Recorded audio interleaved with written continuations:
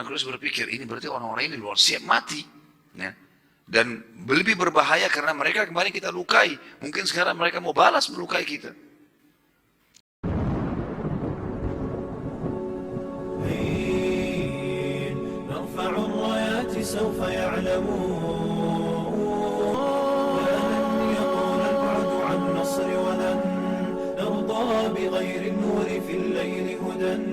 لن ننطفي أبدا لن ننتهي أملا إنا كبرق في السماء جاء ملتهبا فإذا البرق شمسا.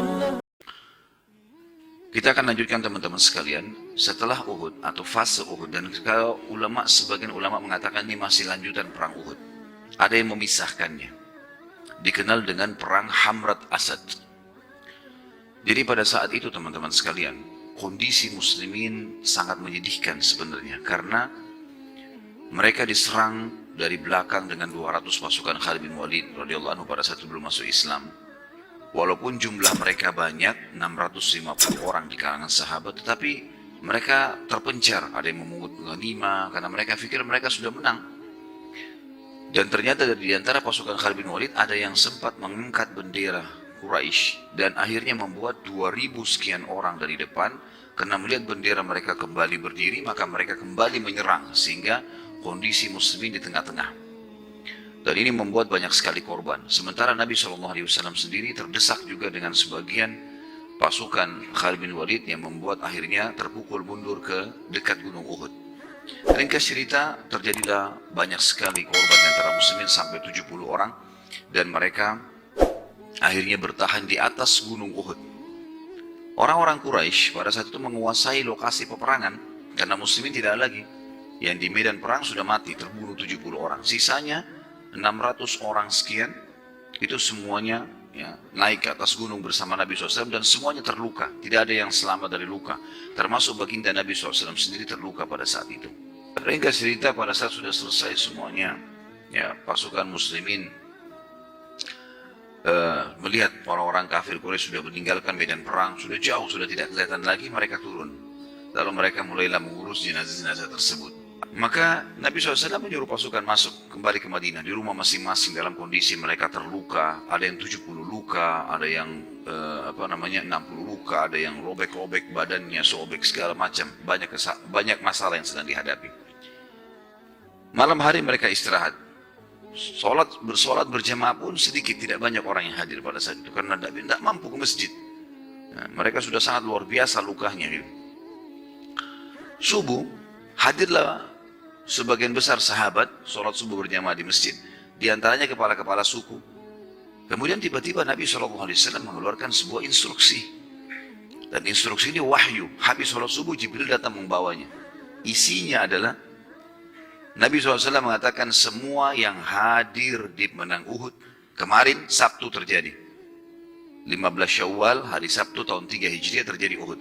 Tanggal 16 Syawal hari Ahadnya Nabi SAW habis sholat subuh mengeluarkan instruksi semua yang hadir di Uhud kemarin semuanya tidak ditambah dengan pasukan baru, harus segera bergabung lagi dengan pasukan Nabi SAW, buat pasukan lagi, orang-orang itu saja, kemudian kembali mengejar Quraisy. Dan tidak boleh ada yang ikut kecuali yang ikut kemarin.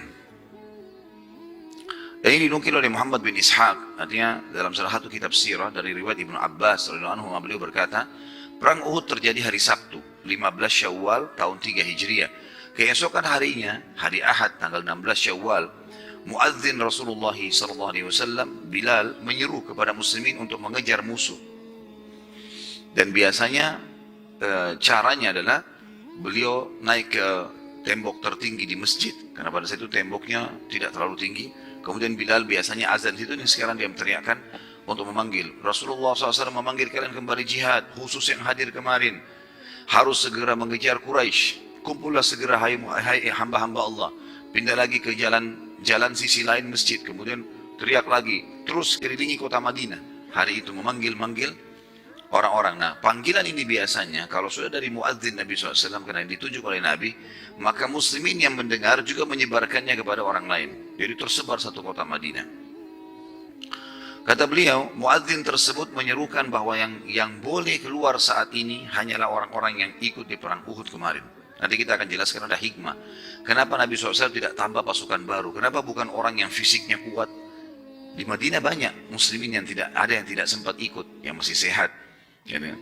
Tapi di sini Nabi SAW mengajak yang kemarin saja, bukan yang sekarang yang masih kuat.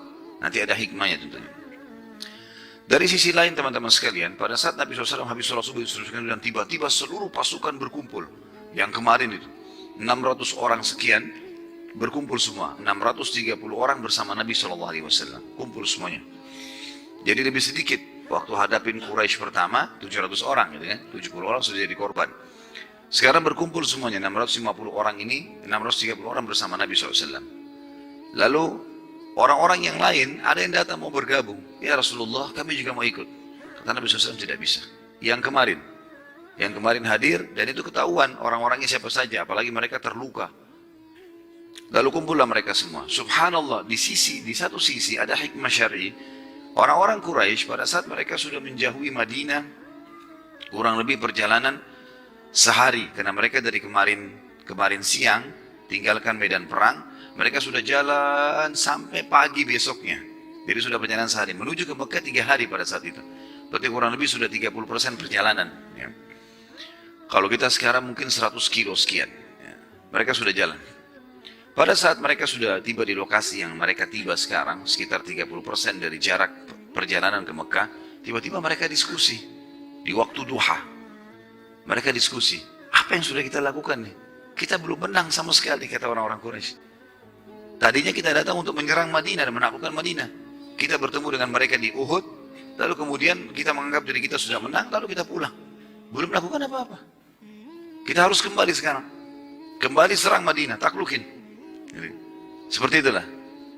Ternyata pada saat mereka diskusi, pasukan muslimin tadi kan subuh sudah berkumpul. Dan Rasulullah SAW tidak tunda, suruh jalan pada saat itu juga, pagi. Orang-orang Quraisy kirim mata-mata. Mata-mata Quraisy kaget melihat pasukan muslimin sudah jalan dari waktu subuh sampai duha, kurang lebih sudah perjalanan 5-7% dari perjalanan yang mesti ditempuh. Maka jalanlah orang mata-mata Quraisy melihat, ada pasukan muslimin. Dan mereka tahu pasukan itu ada yang sedang terluka, ya, ada yang dadanya ditambal sesuatu, ditempel di daun-daunan, ada yang lagi terbaring di atas kudanya, ya, karena tidak mampu lagi untuk menegakkan punggungnya. Ada yang dipegang oleh temannya di atas unta, yang di belakang dijadikan sebagai tempat sandar temannya yang sedang luka di depan. Intinya, dan pakaian yang dipakai kebanyakan pakaian yang kemarin. Sebagian sahabat saking patuhnya dengan Nabi SAW, karena Nabi bilang yang ikut hadir adalah yang kemarin saja. Mereka bukan cuma sekedar yang hadir, bajunya nggak diganti. Jadi ada yang sudah bersihin lukanya, di bajunya ada darah-darah, itu dipakai kembali sama dia. Padahal dia punya baju perang baru. Tapi tidak, semua ditarik. Kuda-kudanya pun yang kemarin, itu yang dipakai. Gitu kan. Semua pokoknya seperti keadaan kemarin, persis. Mata-mata Quraisy kembali. Mengejar dengan cepat, pasukan lalu mengatakan, sungguh mereka telah mempersiapkan diri. Gitu. Lalu orang-orang Quraisy bermusyawarah, masa sih? Nggak mungkin ada pasukan yang luka-luka kemarin, dan mereka lihat pada saat mereka sedang menebas pedang, mereka sedang melukai muslimin, tahu. Dan sudah menjadi hukum lah, kalau orang kalah perang kemarin terus hari ini bisa nyerang lagi, itu kayaknya nggak mungkin. Apalagi dengan pasukan yang sama. Karena pada saat orang ini kembali, sempat mereka tanya kepada mata-mata, apa kau kenal siapa mereka itu? Kata dia, iya. Siapa? Yang kemarin semuanya hadir. Kok bisa kamu tahu? Semuanya luka-luka. Ini yang luka-luka, ini yang ikut. Dalam kondisi luka, baju-baju mereka ada yang sobek, topi besinya ada yang berdebu, kotor. Biasanya orang kalau baru keluar, habis dilap, bersih. Ini enggak, keadaannya memang seperti itu. Kuda-kuda mereka kelihatan letih. Dari kuda kemarin, yang sudah dipakai. Sekarang kondisinya memang seperti itu. Orang-orang Quraisy bermusyawarah, apa ini kira-kira? Kok bisa seperti ini? Enggak mungkin ada pasukan kalah kemarin, sekarang sudah nyerang. Enggak mungkin. Lalu karena curiganya, karena khawatirnya Quraisy, maka mereka mengirim berita, informasi dengan caranya entah bagaimana sampailah ke kepala orang-orang munafikin. Ya. Ubaidillah bin Abi Salul didatangi. diberikan surat, entah bagaimana caranya, karena saya tidak temukan juga dalam buku-buku, bagaimana surat itu bisa sampai kepada kepala munafik di Madinah. Lalu ditanyakan isi suratnya, apakah Muhammad membawa pasukan baru? Maka jawabannya, tidak. Yang keluar adalah yang kemarin. Bahkan diiklankan satu Madinah, tidak boleh ikut orang baru. Ini makin membuat apa? Quraisy jadi ciut. Kok bisa orang yang kalah mau berperang?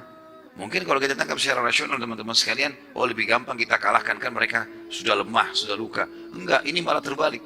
Orang-orang Quraisy berpikir, ini berarti orang-orang ini luar siap mati. Ya. Dan lebih berbahaya karena mereka kemarin kita lukai. Mungkin sekarang mereka mau balas melukai kita. Akhirnya dengan keadaan seperti ini teman-teman sekalian, orang-orang Quraisy mengirim satu orang, namanya Mu'bad al-Khuzai.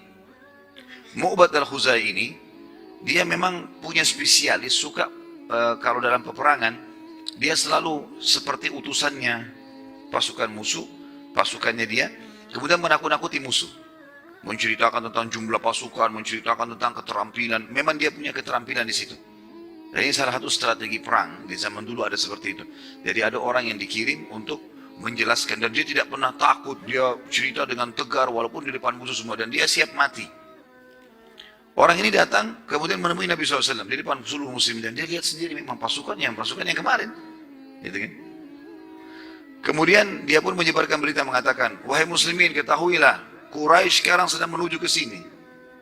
Saya pembawa beritanya. Dan pasukan Quraisy sudah ditambah kekuatannya berlipat dari Mekah. Serta siap menaklukkan Madinah. Kondisi kalian dalam kondisi sakit begini, udah pastilah kalian akan dikalahkan. Terus dia teriak-teriak di sekitar pasukan. Dia udah siap, kalau dia dibunuh pun oleh muslimin dia siap. Memang untuk itu tugasnya dia. Maka dia waktu teriak-teriak seperti itu, dia kaget. Ternyata satu pasukan muslimin melihat ke arah dia lalu mengatakan hasbunallah wa ni'mal wakil.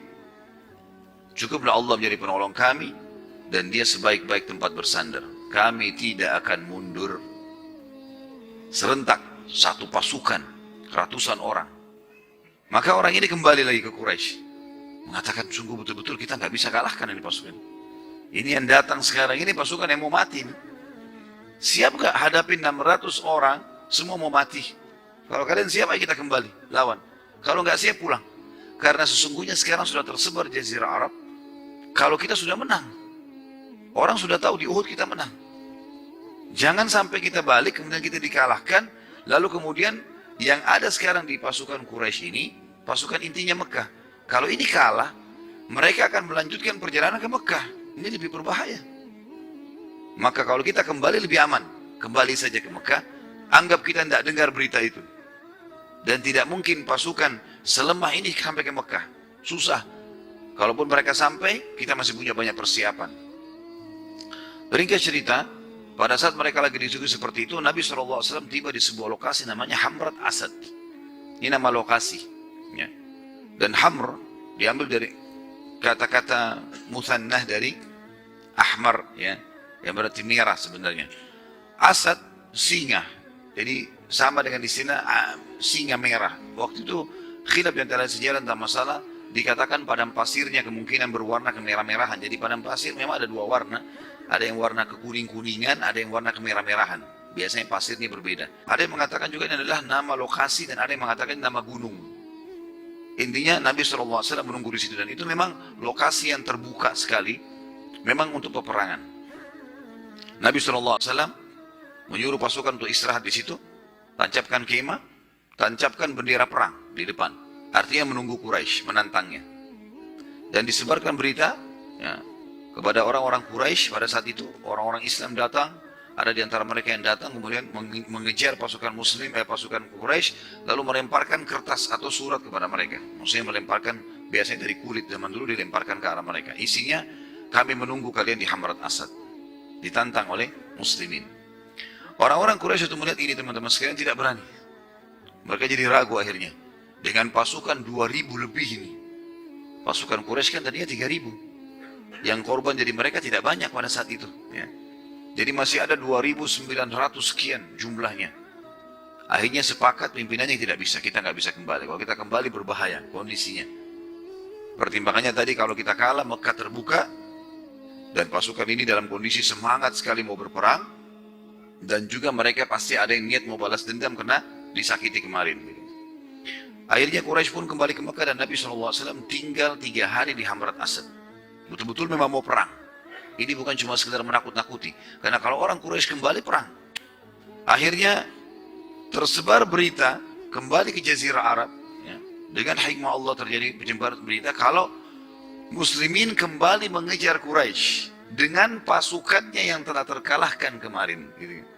Dan Quraisy tidak berani menemui.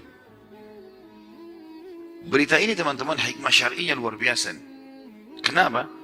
Yang paling pertama teman-teman, fungsinya adalah untuk para sahabat sendiri. Hikmah yang paling penting kenapa Nabi SAW, Allah dan Rasulnya memerintahkan agar yang keluar pasukan yang kemarin. Apa sebabnya? Karena ternyata 600 orang ini memang adalah pasukan inti Nabi SAW. Ini sahabat-sahabat yang kalau Nabi bilang jihad selalu hadir. Nggak pernah punya uzur. Dan ini sekarang sedang terluka. Ini pada saat terluka dan mereka lihat pembantaian pada saat itu di Uhud. Ini kalau tidak diperbaikin secara kejiwaan, ini bahaya. Mereka sudah tidak mau perang lagi nanti, trauma. Makanya mumpung masih panas dikeluarkan pada saat itu. Dan dengan mereka nunggu 3 hari di Hamrat Asad, mereka tahu pasukan Quraisy besar, keberanian mereka dipaksakan untuk keluar. Dan ternyata yang luar biasa, mereka jadi semangat kembali berperang karena ternyata Quraisy takut. Mereka kebetulan saja menang kemarin. Jadi secara kejiwaan ini luar biasa. Sehingga pasukan inti Nabi SAW tidak pernah semenjak kejadian Hamrat Asad, tidak pernah kendor sampai pembebasan atau perang Hunain. Sampai pembebasan kota Mekah sampai Hunain, pasukan-pasukan inti ya ini. Kecuali di antara mereka ada yang mati syahid. Dan ini hikmah yang luar biasa itu. Juga isu yang tersebar di Jazirah Arab tentang Quraisy telah mengalahkan muslimin telah lemah gitu kan. Ini terhapus juga dengan sendirinya. Karena ternyata Nabi SAW menunggu sampai 3 hari. Dan selama 3 hari itu tersebar terus berita kalau muslimin menunggu. Setiap suku Arab lewat, lihat. Muslimin ada, pasang bendera, nunggu. Ditanya, kenapa kalian di sini? Nunggu Quraisy datang. Begitu terus tersebar berita. Gitu kan. Maka dan kebetulan juga Hamrat Asad ini juga satu poin. Tempat yang sering dipakai lalang oleh kafilah-kafilah Quraisy. Kafilah orang-orang Arab lewat di Hamrat Asad untuk menuju ke Mekah. Makanya dia tidak terlalu jauh dari Madinah. Para sahabat yang tadinya tidak bisa menegakkan punggung mereka menegakkan punggung. Mereka mulai tersenyum. Mereka mulai lagi ya semangat satu sama yang lain. Oh ternyata kita menang. Dan ini satu hal yang luar biasa. Bagaimana strategi perang Nabi SAW yang mengikuti wahyu tepat sasaran.